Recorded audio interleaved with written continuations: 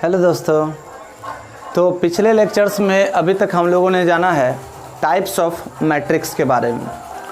इस video lecture में उसके आगे हम लोग कंटिन्यू करेंगे और देखेंगे कि दो मैट्रिक्स आखिर इक्वल कब होते हैं, यानी इक्वलिटी ऑफ टू मैट्रिसेज। उसके बाद हम लोग देखेंगे कि मैट्रिक्स को जोड़ा कैसे जा सकता है, फिर घटाया कैसे जा सकता है, फिर कोई अचर कैसे गुना कर सकते हैं। इन सभी चीज़ों के बारे में जानेंगे। अब क्या है कि हम एक वीडियो लेक्चर अकेला बनाएंगे मल्टीप्लिकेशन ऑफ मैट्रिक्स पे, ठीक है। वो एक अकेला वीडियो होगा, क्योंकि पूरे मैट्रिक्स में अगर मेरा अपना मानना है कि अगर आप मैट्रिक्स का मल्टीप्लिकेशन सीख गए तो मैट्रिक्स सीख गए, ठीक है। आगे बाकी सभी चीज़ें आसान हैं। तो इक्वलिटी ऑफ टू मैट्रिक्स कह रहा है कि दो मैट्रिक्स आखिर बराबर कैसे होंगे, ठीक है। तो दो मैट्रिक्स के बराबर होने का एक उदाहरण पेश करते हैं, समझिए तो ज़रा। कि मान लीजिए कि अगर कोई दो डिब्बा के बारे में बात कर रहा है कि दो डिब्बा बराबर है, तो दो डिब्बा ठीक ना बराबर है। जैसे कि मान लीजिए कि अगर हम दो डिब्बा अपने दो बेटों को दे रहे हैं, अब वो दोनों डिब्बा सेम कैसे होगा? तो सबसे पहले तो ऊपर का स्ट्रक्चर सर सेम हो, ढांचा सेम हो दोनों का ढांचा सेम हो जाने से ही काम नहीं चलेगा, अंदर का मटेरियल भी सेम होना पड़ेगा। ठीक उसी प्रकार दो मैट्रिक्स को इक्वल होना है, तो दो मैट्रिक्स के इक्वल होने के लिए कंडीशन ये है कि सबसे पहले तो उसका ऑर्डर सेम होना चाहिए, यानी ढांचा सेम होना चाहिए ना। तो इक्वलिटी ऑफ टू मैट्रिक्स, ठीक ना। तो सर दो मैट्रिक्स कब बराबर होंगे? तो दो मैट्रिक्स, ठीक ना, दो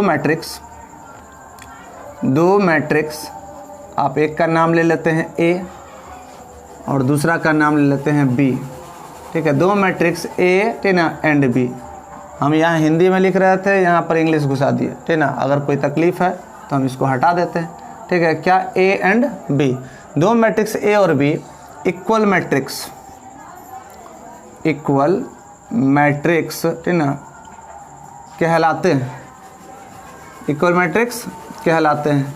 कब कहलाते हैं? तो सर वो दो कंडीशन को फुलफिल करेगा। एक तो उसका ढांचा सेम होगा, इट मीन्स बाहरी ढांचा सेम मतलब ऑर्डर सेम, और अंदर का मटेरियल सेम, यानी सर अंदर का मटेरियल सेम कहने का मतलब यहाँ पे एलिमेंट की बात कर रहा है। तो हम डायरेक्ट एलिमेंट नहीं बोलेंगे, हम एक वर्ड यूज़ करेंगे कॉरेस्पॉन्डिंग एलिमेंट। क्या होता है समझेंगे। तो दो मैट्रिक्स ए और बी इक्वल मैट्रिक्स कहलाते हैं यदि, ठीक ना, वो दो कंडीशन को फुलफिल करते हैं। पहला तो उनका ऑर्डर सेम होना चाहिए, उनका, ठीक ना, ऑर्डर सेम होना चाहिए, उनका ऑर्डर सेम हो, ठीक है। उनका ऑर्डर समान हो, लिख देते हैं। उनका ऑर्डर क्या हो? समान हो। ऑर्डर समान होगा मतलब क्या? पहले में रो और कॉलम का क्रॉस, ठीक ना, दूसरे में भी रो और कॉलम का क्रॉस के बराबर होना चाहिए, ठीक ना। तो उनका ऑर्डर समान हो, ये पहला कंडीशन है। और दूसरा कंडीशन जो उसको फुलफिल करना है वो ये है कि उनके कॉरेस्पॉन्डिंग एलिमेंट, हम ये वर्ड क्लियर करेंगे, टेंशन लेने की बात नहीं है। उनके कॉरेस्पॉन्डिंग एलिमेंट्स, उनके कॉरेस्पॉन्डिंग एलिमेंट्स भी समान होने चाहिए, उनके कॉरेस्पॉन्डिंग एलिमेंट्स भी समान होने चाहिए, समान, ठीक ना, हो। कॉरेस्पॉन्डिंग एलिमेंट भी समान हो, कहने का क्या मतलब है? देखिए इक्वल मैट्रिक्स यानी इक्वलिटी ऑफ टू मैट्रिक्स, इससे काफ़ी क्वेश्चंस पूछे जाते हैं। जैसे बिहार बोर्ड की बात करें तो ठीक ना, एक दो क्वेश्चंस तो धड़ा ही धड़ा रहता है कि हाँ भैया ये दो मैट्रिक्स इक्वल हैं तो फिर एक्स और वाई का मान, ठीक ना, ऐसे करके पूछता, ठीक है। तो क्या है कि दो मैट्रिक्स इक्वल कब होगा? तो सर्टेन ना, जब वो दो कंडीशन को फुलफिल करेगा। पहला तो उनका ऑर्डर क्या होना चाहिए? सेम। ऑर्डर सेम बोले तो सर रो और कॉलम की संख्या है दोनों ही मैट्रिक्स में सेम होना चाहिए। और दूसरा क्या है? तो कॉरेस्पॉन्डिंग, यहाँ पे एक वर्ड है कॉरेस्पॉन्डिंग। पहले हम समझते हैं कि कॉरेस्पॉन्डिंग एलिमेंट क्या होता है। मान लो कि मेरे पास अगर दो मैट्रिक्स है ए और बी, और पहले में जो एलिमेंट है जनरल वाला उसको हम ए आई जे कहें, और दूसरा में जो जनरल एलिमेंट है बी आई जे का है। तो अगर हम पहले मैट्रिक्स में 1-1 पोजीशन पर जो एलिमेंट देख रहे हैं वो वही पोजीशन पर ना हम देखेंगे दूसरे मैट्रिक्स में एलिमेंट, ठीक, यानी मैट्रिक्स बी में भी अगर 1-1 पोजीशन पे एलिमेंट को देख रहे हैं तो A11 और B11 ये दोनों करस्पॉन्डिंग एलिमेंट्स कहलाएंगे। जैसे कि हम पहले करस्पॉन्डिंग एलिमेंट समझाते हैं, ठीक है। जैसे कि मान लीजिए कि ये 4 है, ये 5 है, ये 6 है, ये 7 है। तो सबसे पहले बात, इसका सर ऑर्डर क्या हो गया? तो सर इसमें रो 2 है और कॉलम 2 है, तो इसका ऑर्डर हो गया 2 क्रॉस 2।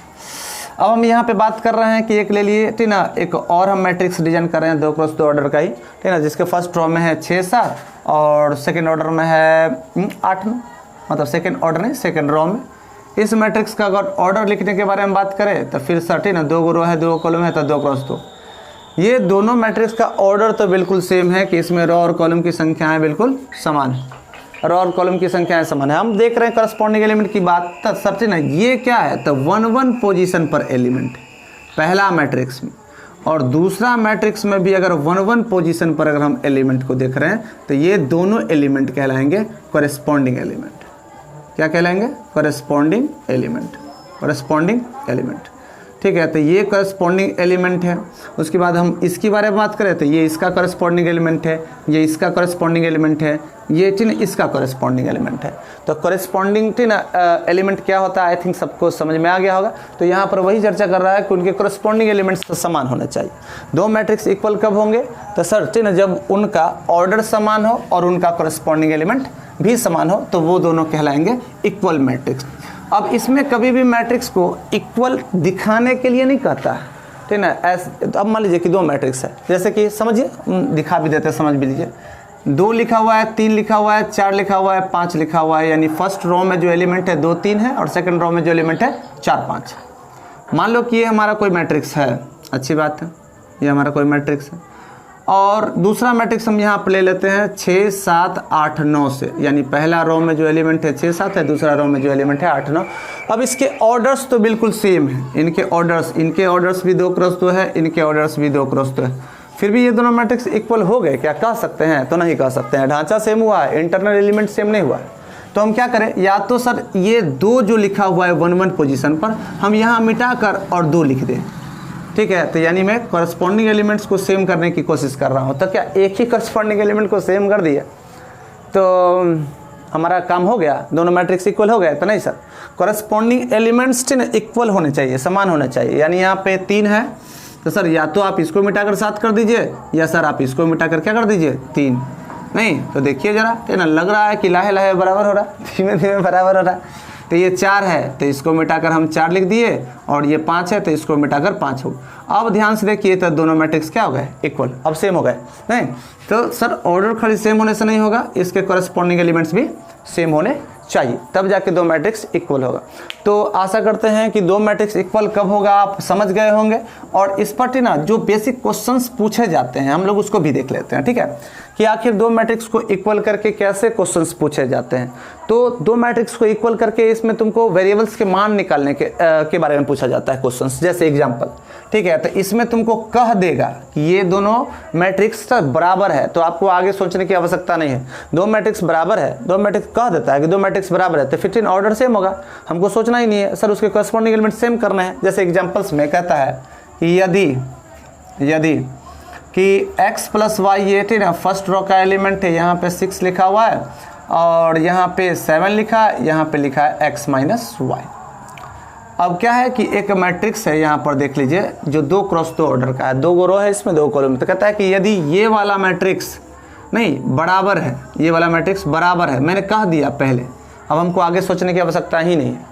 नहीं, यहाँ पे बोला कि जो मान लीजिए 8 है, यहाँ पे 6 है, यहाँ पे 7 है, यहाँ पे 12 है, ये कह दिया है, ठीक ना। इसके बारे में हमको आगे अब सोचना ही नहीं है, कह दिया है कि ये दोनों डिब्बा बराबर है, ठीक ना हो।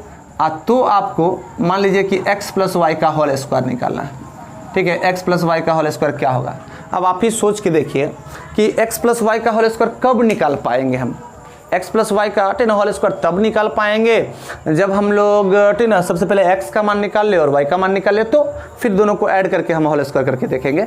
तो आखिर क्या करें ऐसे सवालों में, हम क्या करें, ठीक है। तो सबसे पहले इक्वल मैट्रिक्स कह दिया है, यदि मतलब दिया गया है, जब भी कभी क्वेश्चन में मिले यदि, तो वो कहना चाह रहा है कि हम ये बात आपको दे चुके हैं। तो यदि ये डिब्बा के बराबर है तो x + y का मान निकालिए। चलिए देखते हैं आखिर इस क्वेश्चन को कैसे सॉल्व करते हैं। और उसके बाद सर दो चर में वेरिएबल, मतलब 2 चर में, अगर मान लीजिए कि क्वेश्चन बनाए हो या 3 चर में, फर्क नहीं पड़ता है, आप इजीली कर लेंगे ऐसे क्वेश्चन को। देखिए जरा क्या है कि अब इन क्वेश्चन को बनाते कैसे हैं। तो देखिए, तो साफ साफ कह दिया है कि ये दोनों डिब्बा बराबर है, दोनों मैट्रिक्स बराबर है, ठीक है। तो हम इसके सॉल्यूशंस में क्या करें, ठीक है। तो हमको गिवन है, तो ये बात हम लिख लेते हैं कि भाई तू हमको दे दिया है, तो हमको क्या दे दिया है, तो पहला रो में एलिमेंट दिया है x + y, ठीक है, और कितना दिया है 6, और दूसरा रो में जो एलिमेंट दिया है वो 7 है और x - y, ठीक है, तो ये वाला मैट्रिक्स टू ही का है, ठीक है ना, मतलब सवाल ही का है कि सर ये दोनों बराबर है।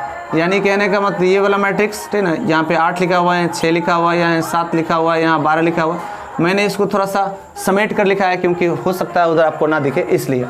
तो ये दो मैट्रिक्स को उसने ऑलरेडी कहा है बराबर है, तो हम यहाँ देख रहे हैं कि रो 2 है, उसमें भी रो 2 है, इसमें कॉलम 2 है, ठीक ना, कॉलम वो तो होना ही था, बराबर तो होना ही, उसने कह दिया है कि दो मैट्रिक्स बराबर है। दो मैट्रिक्स बराबर है तो सर रो सेम है, कॉलम सेम है। अब हमको करस्पॉन्डिंग एलिमेंट, इसका क्या मतलब क्या है, तो इसका मतलब यही है कि x प्लस वाई, ठीक है ना, x प्लस वाई अपने करस्पॉन्डिंग एलिमेंट ही 8 के बराबर होना चाहिए।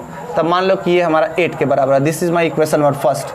और इसका क्या मतलब हो सकता है, तो सर 7 के बराबर है, 6 के बराबर है, तो सर एक और जो करस्पॉन्डिंग एलिमेंट है मेरे पास, मतलब एक एलिमेंट है x माइनस वाई, उसका करस्पॉन्डिंग एलिमेंट उसके बराबर होगा, यानी x माइनस वाई कितना के बराबर होना चाहिए, 12। ये हमारा इक्वेशन नंबर 2।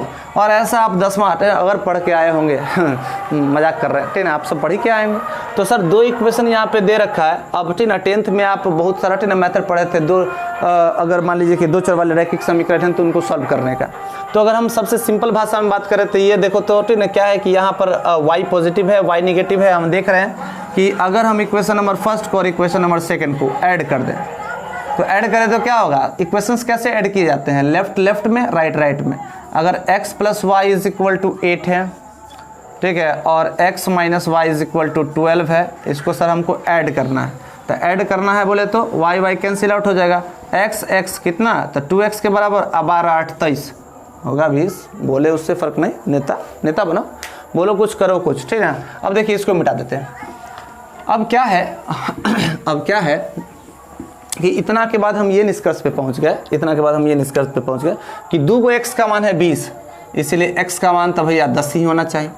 x का मान 10 है, ठीक है, तब समीकरण 3 आपके पास 2 है, किसी एक में रखिए, तो फ्रॉम इक्वेशन 1, ठीक है ना, फ्रॉम इक्वेशन 1 समीकरण 1 के बात करें तो यहाँ पे 10 होगा और आके इधर घट जाएगा, तो y का मान कितना होगा, 8 माइनस 10, जो सर निश्चित रूप में क्या होगा, y का मान माइनस में 2 आएगा।